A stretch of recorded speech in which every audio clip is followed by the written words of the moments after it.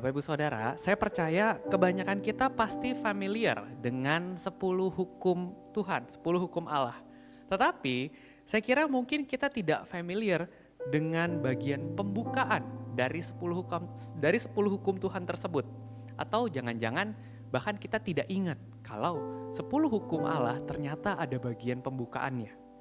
Nah, Bapak Ibu Saudara, bagian pembukaan ini tercatat di Keluaran 20 ayat 2 dan juga di Ulangan 5 ayat 6. Dan kedua bagian ini mencatat dengan sama persis, yang berbunyi seperti ini. Akulah Tuhan Allahmu yang membawa engkau keluar dari tanah Mesir, dari tempat perbudakan. Dari kalimat pembukaan 10 hukum Tuhan ini, setidaknya ada dua hal Bapak Ibu Saudara yang dapat kita perhatikan. Pertama, itu adalah bagian akulah Tuhan Allahmu. Akulah Tuhan Allahmu itu adalah sebuah pernyataan yang simpel Bapak Ibu Saudara. Artinya, Tuhan pencipta langit dan bumi atau Yahweh adalah Tuhan dari umat Israel. Dan juga tentunya Tuhan daripada kita, orang-orang percaya. Nah, tetapi selain simpel, pernyataan ini juga merupakan pernyataan yang sangat berkuasa. Karena kalimat ini adalah kalimat deklarasi atau pengakuan dari Tuhan sendiri bahwa Tuhan mau menjadi Tuhan kita.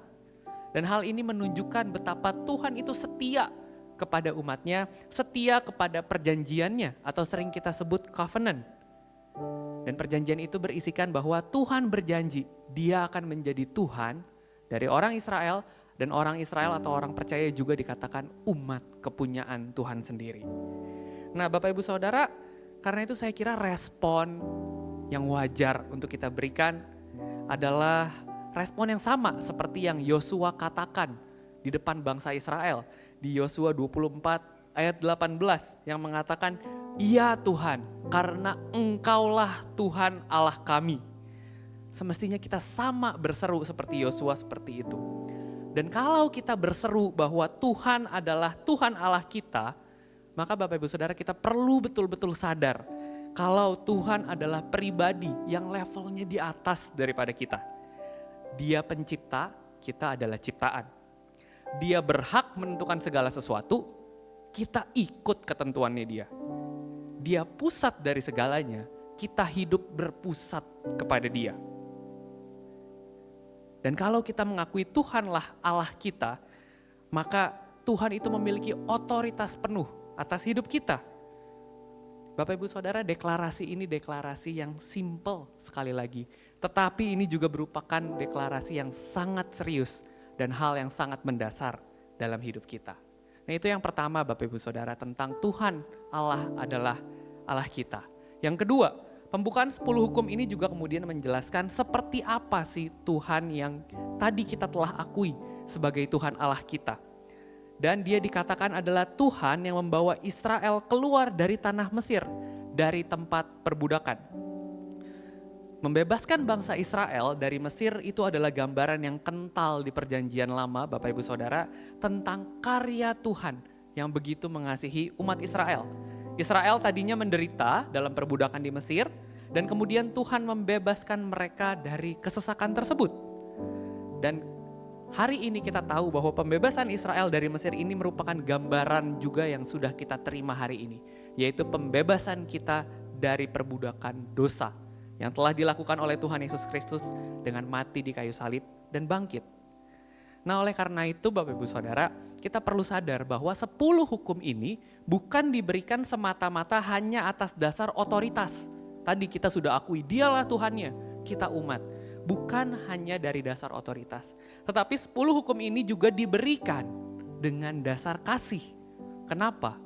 Karena ketika 10 hukum ini diberikan kepada Israel, kalau kita ingat ceritanya, maka Israel itu belum menaati 10 hukum tersebut, bukan?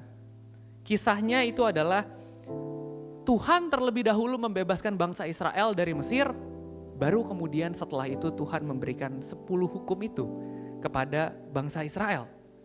Dan sekali lagi hal ini menunjukkan bahwa Tuhan bukan hanya Tuhan yang memiliki sikap otoritatif, tetapi Dia juga penuh kasih Bapak Ibu Saudara.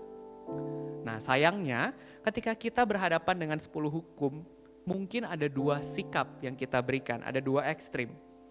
Yang pertama itu adalah ada yang berpikir begini, kita mau menjalankan 10 hukum itu agar kita diselamatkan. Bapak Ibu Saudara, sama seperti Israel yang dibebaskan dari Mesir sebelum menjalankan 10 hukum, saya kira sama juga dengan kita hari ini. Hari ini kita telah diselamatkan terlebih dahulu bagi kita yang percaya sebelum menjalankan 10 hukum. Dan 10 hukum itu bukan jalan keselamatan, hanya kasih dan anugerah dari Tuhan Yesus Kristus yang menyelamatkan kita. Nah, sedangkan ada yang berpikir seperti yang lain, yang kedua, yang beranggapan begini, kalau begitu 10 hukum ini sudah lagi tidak perlu kita lakukan karena Kristus sudah menebus kita. Nah, Bapak Ibu Saudara, anggapan ini merupakan anggapan yang tidak tepat karena ini jadi menganggap sepele kasih Allah yang telah Dia berikan kepada kita. Misalnya begini Bapak Ibu Saudara, jika ada orang yang telah menolong kita, kita sayang sama orang tersebut, lalu orang tersebut juga sayang sama kita, dan orang tersebut minta sesuatu untuk kita lakukan. Bukankah secara natural kita akan berusaha, mengusahakan apa yang dia minta?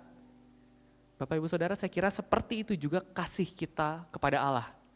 Sehingga di 1 Yohanes 5 ayat 3 itu mengatakan begini, sebab inilah kasih kepada Allah, yaitu bahwa kita menuruti perintah-perintahnya. Bapak Ibu Saudara, kita menuruti 10 hukum karena kita mengasihi Dia, begitu. Oleh karena itu 10 hukum ini masih relevan untuk kita ikuti hari ini Bapak Ibu Saudara. 10 hukum ini sekali lagi bukan syarat untuk dibebaskan dari Mesir atau bagi kita hari ini bukan syarat untuk diselamatkan.